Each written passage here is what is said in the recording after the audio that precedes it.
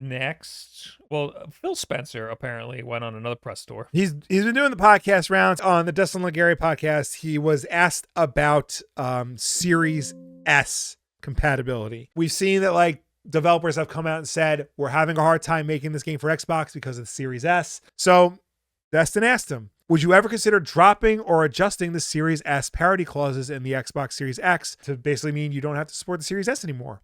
Phil's response, I think about it almost exactly the opposite way right now. With the rise of handheld PCs and even the introduction of the Switch 2, as developers, we're building on more device specs.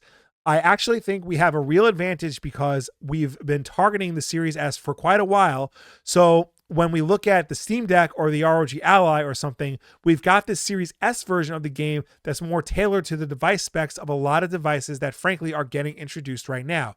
And frankly, the scalability of engines today allows them to scale. So he brings up a lot of points that like we say on this show. Yeah, I was about to say that like, we've talked about this a lot. The and rise that's of like pretty much beat for beat. Yeah, the rise of gaming handhelds. They're lower spec machines, but these games can run very well on them. And he also mentions that there's new technology now that allows developers an easier path to running on lower end systems. Now, I do think that there's a lot of devs, they take this powerful hardware that they have, they use all of that power for the jankiness of the game. Basically, the big, powerful technology is picking up the slack in some cases. Yeah. But in most cases, a lot of these big AAA games are able to run on lower powered hardware now.